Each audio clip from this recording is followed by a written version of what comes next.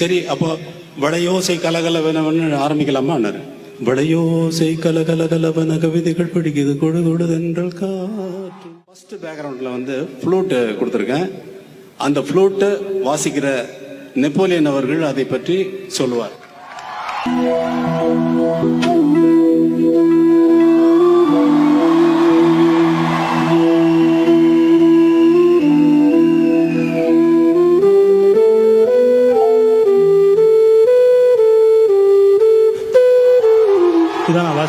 அப்படி அவர் வாச்சாரு.